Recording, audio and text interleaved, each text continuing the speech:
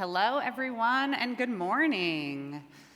I'm Gabby, and I lead all things people at FullStory, and I am delighted to be here today with three amazing talent partners, Pete, Melissa, and Nicole, who each represent the talent partners from their respective venture capital funds. And before we dive in, I just wanted to offer a little bit of my perspective on who these folks are and what they do to give a little bit of a sense for maybe to offer a little street cred that these folks know what they're talking about. So it has become more and more commonplace, is that fair? More and more common over the course of many years for VC funds to have their own in-house talent team. And I have been working in portfolio companies for the past 10 years, and I call on folks like yourselves to help with things like executive searches. What firm should I use? How much should I be paying for that firm? I call on folks to say, I have to build a compensation plan. Who should I be working with? I talk about issues of scale. We're breaking all of the policies we put in place or all of the things that made sense when we were a small team. Who else in the portfolio has been challenged with similar challenges and to offer those connections? And so the three esteemed colleagues here today have more than 50 years collectively in the talent space, and so I'm delighted to be with you here today. We're here today to talk about the talent wars. And I can't help but be struck by the fact that when this group came together, when this panel was conceived of in the spring, wow, what a different world we were in. Every candidate I was talking to had 3, 4 offers that they were all juggling. And we, as software companies, tech companies, we were all trying to hire. And we had to navigate all of these competing interests. And fast forward 6 months, it's a different world. It's a different world, the economy, inflation, so many things have changed, and yet it's still challenging to find great people. And when we started, we had a prep call last week, and we started talking about what does talent wars mean in this day and age. Pete, you had a spicy take on the name of this panel. Talent wars, what do you have to say about that? A little something, I guess, for those that have the misfortune of hearing me ramble on about this, but never been a fan of the war analogy when it comes to people to begin with, so usually always push back on that. It's definitely challenging, it's hard, but always sort of thinking, what's the war about? Who are you at battle with? Oftentimes it puts you in this mentality of I'm fighting with another company for this person, and you tend to leave the person out of the decision. So it turns out that recruiting people, hiring and building a great team is a bit of a two-sided marketplace. And lo and behold, the person on the other side of that conversation has the ability to make their own decisions, decide where they want to go, figure out what's the right fit. And so this idea that I'm just sort of battling against some other company or I'm fighting over something, and then what do you do when you win? So what are the spoils of war? Is that person suddenly the land that you took or whatever, the human resource that you collected, it's just, for me, kind of a wrong mindset for how you think about building a great team, which is there's a relationship to be built, there's another person on the other side of that conversation, and to really look at it that way. So, if you tend to focus on the external factors in the battle, who am I fighting against, rather than how am I positioning myself, my company, and what it is this person can do there and how I can build a relationship with them versus just trying to win them at all costs, I guess. So again, not a fan of the war analogy, never thought it was a good one, but I don't know if that's a spicy take or not, but I'd prefer to leave it off and not talk about it. Well, I think what struck me so much about your hot take or spicy take was actually, you spoke about the importance that candidates, employees have free will, right? It's not just companies duking it out. Employees have free will.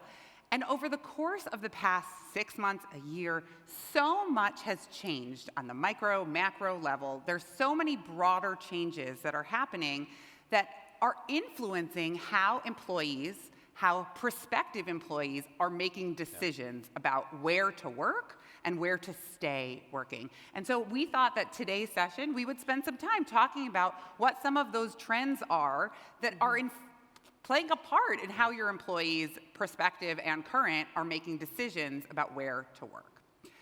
So let's talk about one trend that we certainly has been all over the news and the headlines in the past 2 years, let's say, right? COVID thrust us into a world where office was not going to be the norm, but this question of where to work.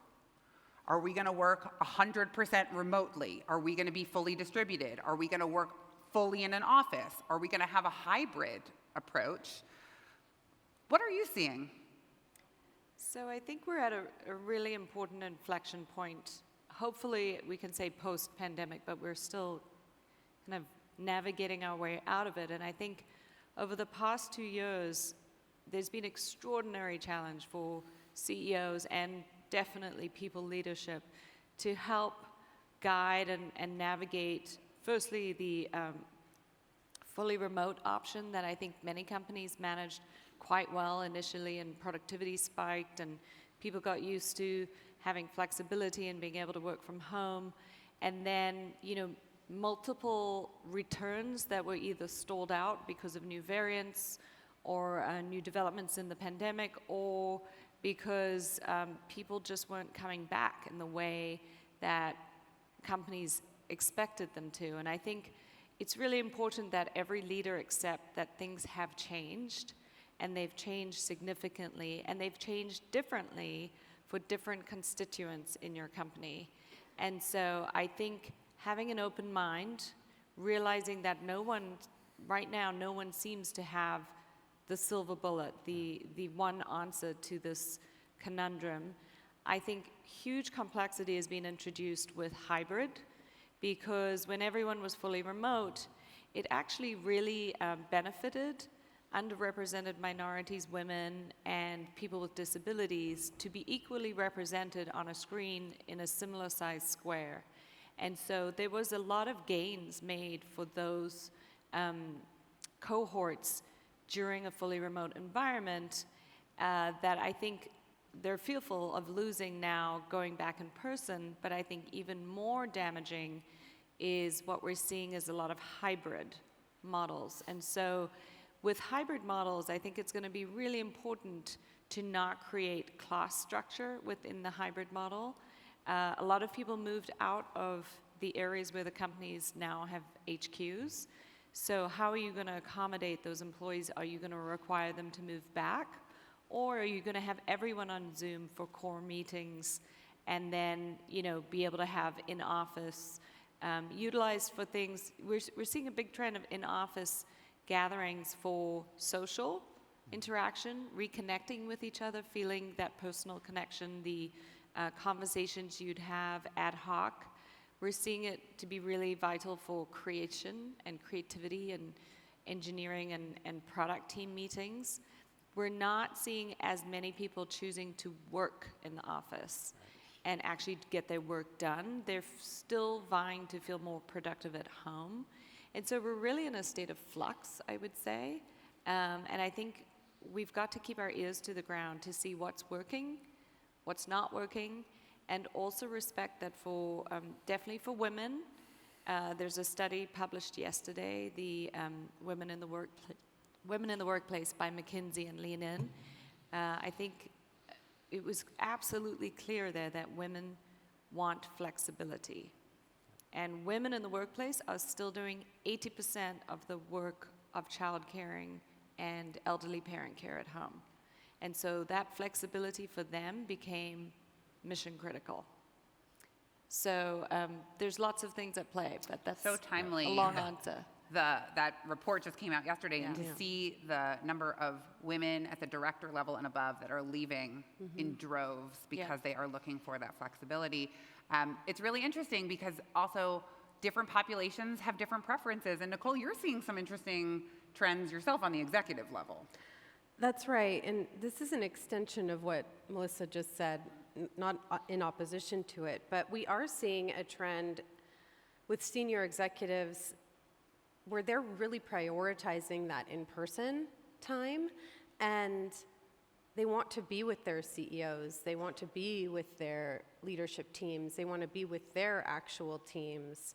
So this remote is such a benefit, they're actually not seeing that as a benefit, and in fact, it's like, wow, okay, well, I'm going to be disconnected from those conversations in this hybrid environment. I have to travel more. I'm going to be away from my family more.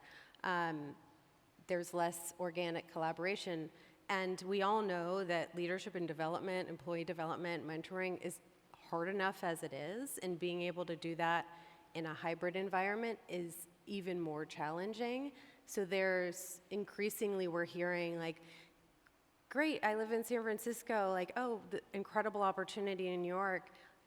It's remote, wonderful. And they're like, yeah, that's actually not great for me. Like, I want to work in a company with a great culture, and I want to be in the room with my peers. And there's also, I think, for the senior executives that maybe have been through this rodeo before in different iterations, there is a real concern for perhaps not them being left behind, but certainly their teams being left behind in this hybrid environment. So if you're not there, you're not walking by your boss or your CEO and getting pulled like, oh, hey, can I talk to you about this strategy? Can I talk to you about this? And studies have certainly shown, and we're not talking about productivity and like monitoring keystrokes, but like studies certainly have shown that when there are these hybrid environments, that the people that aren't actually there are getting left behind. And so that is definitely a shift and a little bit counter to what we had been seeing 6-12 months ago, and that it was just this absolute benefit where it's quite the opposite in many cases now. It feels like we are certainly in the midst of murky waters, right? We are in the midst of a transition, and we will look back on this time as a moment of inflection. I don't know that any of us feel like we're ready to call what direction we're headed in, but certainly in a moment. Yeah, and I think what's super challenging is one size does not fit all. Right. Mm-hmm. And that's something you just have to keep in mind. And as you really put diversity as a priority, really thinking through how to support that with different initiatives. And I would say, to build on what Nicole said, recent grads coming into the workforce for the first time have really struggled with remote. They learned so much from just carrying a bag, sitting in a meeting, hearing a negotiation, and you really can't underestimate the value of being able to see and hear and just be around leadership. So that's a really important aspect of this too. Absolutely, and it requires so much intention and design of leaders of an organization to craft an organization, no matter what you decide, whether it's remote or it's hybrid or it's in office, right? It doesn't just happen, right? It needs to be intentionally crafted. It'd be remiss if we didn't talk about sort of what certainly in so many headlines right now when it comes to the economy, and falling stock prices, inflation. One would think that in this kind of it'd be super easy to grab some talent, but it doesn't seem like it's all that easy these days. Pete, do you want to kick us off? Yeah. Well, I think, having been at this a bit, as Nicole and Melissa too, just you see, obviously a lot of ups and downs from a macroeconomic perspective. I think, generally speaking, venture-backed, privately held companies, can kind of run at a little less of a wild swing of the pendulum. But I think we tend to hear a lot of, depending on the macro conditions, like, oh, it must be like this now for you, or hey, because we're kind of in a bit of a downturn, like recruiting must be really easy because all these great people are flooding the market. And I mean, generally speaking, not the case, right? I think there's a lot of misconceptions around it being easier or harder. I mean, recruiting and building a great team is just really hard work. I think that's something we, generally also say to a lot of our founders is, you thought you started a company to build a product, you just became a recruiter. That's your job now. So for all of you founders out there, don't forget, it's probably a good 50% of your time at least. And that's just primarily because, people joining a a privately held startup, right, are generally going to join not because of, the great benefits or the amazing cash compensation. It's like, hey, you guys are doing something really interesting and I want to come work with you. And so the founder, you are the closer, right? You're the builder of the team. But just back to, is it easier to hire right now? I think what we're seeing more generally, and probably at the exec level, is people that had kind of taken themselves off the market because it was actually too crazy. I mean, January, February timeframe, you were hearing from a lot of great execs who were like, I get 50 emails a week on opportunities. There's 10 companies doing the same thing. They're all backed by reasonable investors. I don't even know what to look at. And so I'm just turning that off. I think we're seeing now interesting people coming into the market, not because of the macro conditions or, hey, I don't feel safe in my job or anything other than I was already thinking about doing something else, and now it feels like the opportunities that are available to me now are better. I think generally speaking, the market has sort of culled the herd a bit on which companies are going to survive it, who are sort of operationally focused and are coming out the other side or have the chance to come out the other side. So I think they feel better about opportunities that are presented to them, and they're engaging. I think, also in this market, you see a lot of I guess we'd call them startup tourists, who are like big company folks who are like, oh, I'm going to go do a startup now because look at the equity package I can get. Or, companies, we saw founders doing arguably not wise things relative to, hey, let's try to put together this really big package, right, for this exec from Amazon. And they weren't necessarily the right person for that job. It just felt like, hey, in this market, we're going to scale and we're going to be huge, so we should hire the person that's operated at massive scale. And it turns out they're just not able to come into something and build. They're operators, they're not builders. And so we think we saw, again, in this market, is you lost some of those folks. They're going to stay put at Google, Amazon, whatever.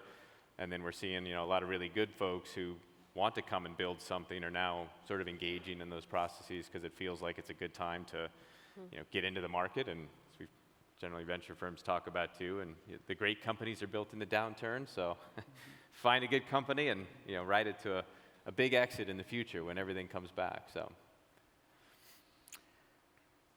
Nicole, you had some thoughts around risk aversion and financial security that candidates are maybe talking about or maybe not talking about, and the implications that founders and companies have who are trying to woo these candidates. Yeah, well, I think, yes, there may be more people who are technically on the market, but they're more discerning than ever, and for those reasons. Risk aversion around career stability, financial stability, and then,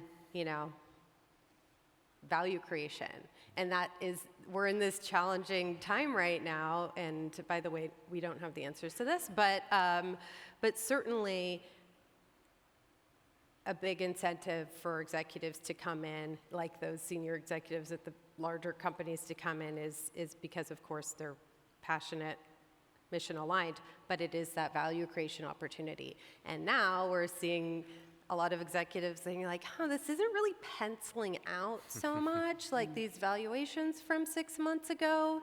And so, it's tough because we're not so far away that it's easy for founders or even like the investors and us to do anything to really reconcile the valuations of 6 months ago. But certainly these executives are looking at these numbers and they're like, wow, okay, I don't see that path whereas I did before. And so that is tough. And so then you think about, okay, well, what are the strategies to try and get those folks? And so it's a little bit counterintuitive, but some people might think like, oh, okay, our compensation, is that finally coming down? Are we finally being able to temper like these wild compensation and cash packages? Not really, no. Great people always cost a lot. But if they're not seeing that the equity is penciling out in a way that it was before, then you actually are going to have to pay them more because they do need to offset that. And so it's a little bit counterintuitive to what you might just initially think because, it's directly tied to what's going on in the economy. People just need jobs, want jobs, it's a little bit different, particularly at this most senior level. Cash just always seems to be king. It doesn't matter in a down market, an up market. It often comes back. I'm curious, Melissa, have you seen anything similar with senior executives and how they are approaching these decisions around compensation and equity in their hiring process? Yeah, I mean, the last few years have just been kind of the Wild West of compensation. We've spent an enormous amount of time trying to manage, the craziness through COVID. And I think, great executives have sharpened their pencils. They're asking very insightful questions, maybe around 409A valuation, valuation at a prior round. And this, CEOs and leadership teams are having to think through that for themselves and their teams. So, it's a time of reflection, more realism, I would say. And you are seeing people who were going for, the guaranteed RSU kind of fall away from some of those companies who had very generous RSU packages. And so I think just be really thoughtful about people's journeys, what they were aligned with from a compensation perspective prior. And then, the great candidates are going to push back. They're going to ask hard questions. They're going to be realistic about valuations. And so just think through all of those answers. Don't avoid it. Address it, because everyone's thinking about it. So I'd say get ahead of it and really have a good understanding of what your company looks like.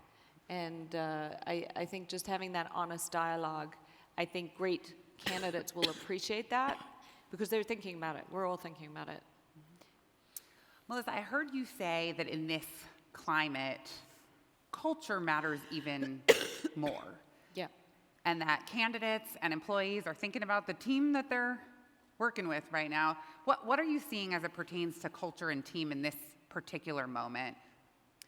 Look, I think people have been through a lot. And I think, certainly a lot of people are traumatized by what COVID did to them, their lives, their families. And I think work is a huge part of our lives. It's not, there's no work-life balance. We all know that. It's kind of an integration of oneself. And so I think creating a place where people can show up as themselves and feel a part of a team, belonging is a hugely important aspect that really struggled during remote work, I would say. And so finding, even if you are remote or you're hybrid, create opportunities to make people feel that they belong, even if they're different. And so inclusivity, belonging, I think a founder's job, certainly on the recruiting side, but also, driving the company, is to get the North Star of the company clear and everyone to fall behind that North Star and the mission and to be reminded of it frequently. Because what we did learn during COVID is that people really want to have some meaning in their work. It was a hard time. And I think companies who are retaining people now are winning on culture because, we're all aware of kind of the macroeconomic conditions and that things can go wrong. And when they do go wrong, you want to be in a company and in the foxhole with people you trust and with a mission you're aligned behind and where you'll be respected and treated as an adult. And I think a lot of companies right now struggling with this return are not treating people like adults. And I think if we learned anything during COVID with the increases in productivity is that people showed up and they behaved as, on the most part, they behaved as adults, apart from some of the people who are taking 2 or 3 jobs at various companies, which we know about. But people really showed up, and I think we shifted from, the 9 to 5 days a week in office, kind of post-industrial revolution style of working, to realizing that people can do great work, asynchronously. And so I think thinking through all those things, there's no one answer here, and there's no one direction. I think a leader has to feel what's right for their company and then try and create an inclusive environment to have that communicated through every rank and file in the company. Perfect. I think any one of us could talk about culture all day long. I'm just going to suggest that we wrap up. And Nicole, Pete, maybe you can offer to the founders in the room, what advice do you have for them as they are building the cultures of their organizations? Well, one thing that we're seeing more of is like, okay, well, let's do more on-sites. Let's get everyone together. And that also means like, okay, you're asking everyone to come to you. A lot of founders that we're now seeing that are doing a really great job of this, and we're hearing this from their employees, they're actually the ones doing the roadshow. They're the ones that are going to the different hubs where they know their employees are, their senior executives are, or their teams are. And that really means a lot in being able to do those on-sites but off-sites and where they are. It's all about bringing people together and adapting your cadence of one-on-ones, and not maybe through the lens of like performance management, but really think career development and relationship building, and the CEOs and founders like really taking that onus on themselves to go to the people versus just asking everyone to come to them, I think is a really, really meaningful and impactful best practice. Really a powerful symbolism. It is, yeah. It is. Pete, we'll let you close it on out. Ooh, all right. But yeah, and I think obviously the founders in the room here who are saying, I don't really care about hiring a C-level exec or a senior exec. I just need to hire a couple engineers, or I'm 5 people going to 10. I mean, I don't think the model's any different, right? I think we tend to, recruiting is hard, bottom line. It's not impossible, right? It's not a overly complicated problem to solve. I think we can overcomplicate it and make it harder on ourselves. But generally speaking, culture is what wins. If we talk to the senior execs who are usually most vocal about, hey, I'm looking for, my top priorities are team and mission, like, what's the company doing, what's the impact? And not necessarily mission in the, hey, I'm, saving the world, but just, is this a product that impacts people's lives? Is it a, a B2B software that helps people do work better and those types of things? Those folks are overtly communicating the fact that, team and culture are most important. I don't think any of us sitting here in this room would say, oh, those aren't the important things regardless of where we are in our career. So just keeping that in mind too, as you're thinking about how do I hire that next couple of engineers, and oh, it's so hard, and I've tried to hire this person and they turned me down and we lost on compensation, and a lot of that is you'll never win on comp for whatever it's worth. It just, you won't.